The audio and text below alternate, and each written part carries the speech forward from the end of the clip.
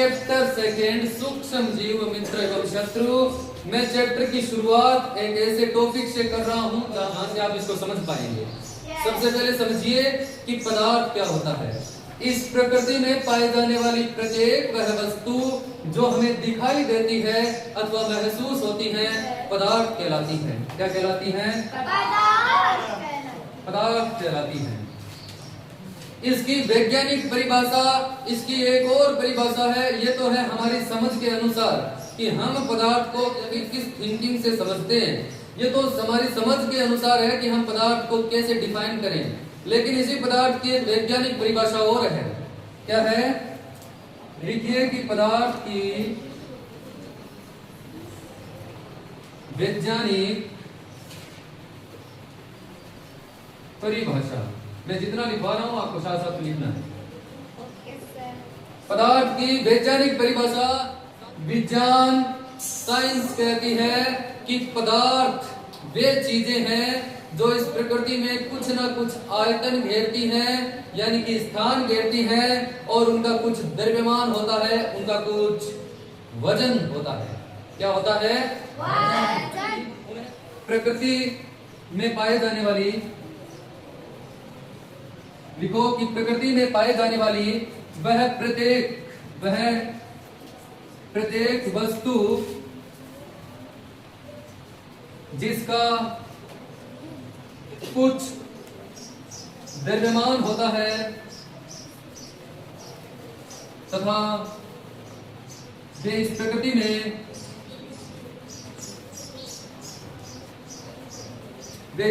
में कुछ न कुछ स्थान घेरती हैं। क्या करती हैं? स्थान घेरती हैं, पदार्थ कहलाती हैं। क्या कहलाती हैं?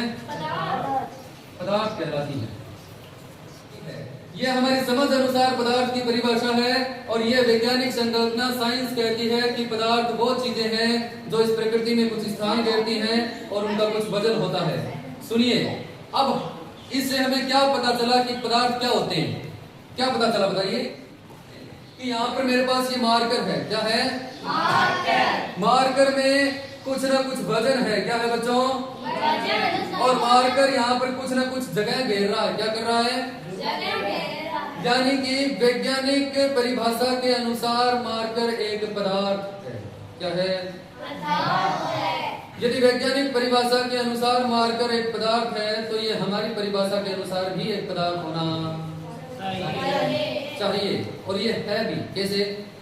इस प्रकृति में पाई जाने वाली प्रत्येक वस्तु जो हमें दिखाई देती है, किसी को मार्कर दिख रहा है? सीधी सी बात है, ये पदार्थ है, क्योंकि आपको दिख रहा है। और यदि दिखाई नहीं दे, यहाँ पर हवा है, किसी को दिखाई दे रही है? नहीं। लेकिन महसूस हो रही है। हमारी परिभाषा के अनुसार हमें हवा दिखती नहीं लेकिन महसूस होती है, इसलिए हवा भी। हाँ, सूक्ष्म जीव में शुरू करूंगा ना।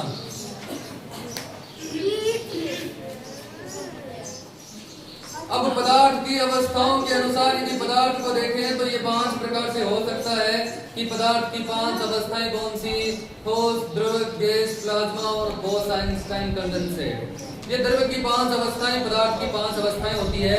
लेकिन हम यदि इस भौतिक स्वरूप के अनुसार यदि पदार्थ को पढ़ें तो पदार्थ को हम 2 भागों में विभाजित करते हैं।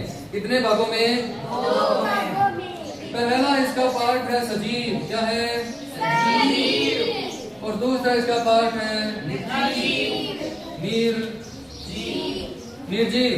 देखिए बच्चों, वो प्रत्येक वस्तु जो जैव प्रक्रम करने में सक्षम है वो सजीव है। क्या है?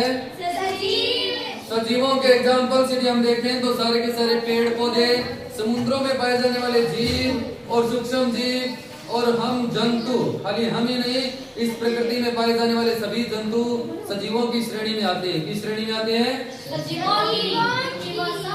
यहीं पर हम देखें तो निर्जीव सारे पर्यावरणीय घटक, पर्यावरणीय घटक जो सजीवों के गुण प्रदर्शित नहीं करते हैं। निर्जीव कहलाते हैं। सारे के सारे पर्यावरणीय घटक जो सजीवों के गुण प्रदर्शित नहीं करते हैं निर्जीव कहलाते हैं। क्या कहलाते हैं? यहीं से हम लेते हैं सूक्ष्म जीवों को। जीव बच्चों हम 3 प्रकार से बांटते हैं बड़े तौर पर। एक तो जीव जंतु जिनमें एनिमल्स आ गए, एक पेड़ पौधे जिनमें सारे प्लांट्स आ गए, और तीसरा है माइक्रो बैक्टीरिया। क्या नाम है? माइक्रो बैक्टीरिया, जिसमें सूक्ष्म जीव आ गए। सूक्ष्म जीवों की एक बड़ी दुनिया है। सूक्ष्म जीवों का भी इस पृथ्वी पर एक बड़ा संसार है। सूक्ष्म जीव भी बहुत प्रकार के होते हैं। तो हम ये चैप्टर पढ़ रहे हैं किसके बारे में? सूक्ष्म जीवों के बारे में। सूक्ष्म जीवों के बारे में।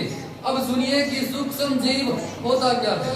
सूक्ष्म जीव बच्चों वे जीव होते हैं जो हमें आंखों से नहीं दिखाई देते हैं।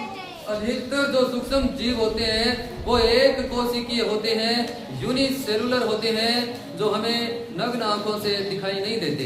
बिना किसी यंत्र के, बिना किसी माइक्रोस्कोप के, बिना किसी सूक्ष्मदर्शी की सहायता के हम सूक्ष्म जीवों को देख नहीं सकते। इसलिए सूक्ष्म जीव की परिभाषा लिखिए कि प्रकृति में पाए जाने वाले वे जीव, वे एक कोशिकीय जीव। क्या लिखिए? एक कोशिकीय जीव। वे एक कोशिकीय जीव जो हमें नग्न आंखों से, नेत्रों से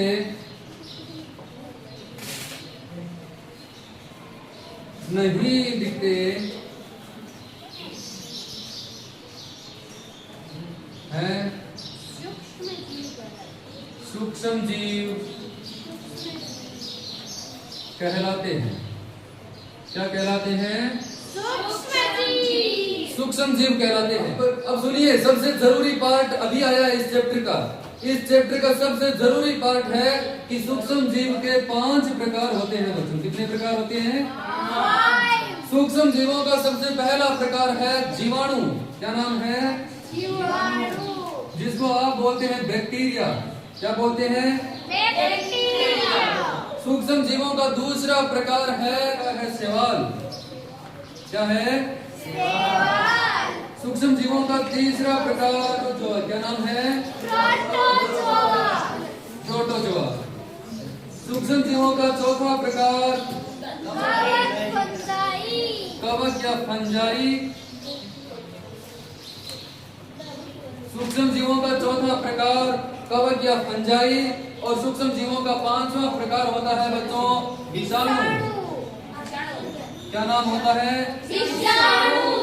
विषाणु या वायरस। क्या बोलते हैं इसे? अब सुनिए बच्चों, जो सूक्ष्म जीव का पहला प्रकार है जीवाणु, इसके 2 प्रकार होते हैं जीवाणु के। एक तो होता है छड़नुमा जीवाणु और एक होता है स्पाइरल जीवाणु, सर्पिलाकार जीवाणु। क्या नाम है? छड़नुमा जीवाणु और दूसरा है स्पाइरल जीवाणु। क्या नाम है? स्पाइरल यानी सर्पिलाकार। ये छड़नुमा आकृति और यहीं पर ये स्पाइरल आकृति।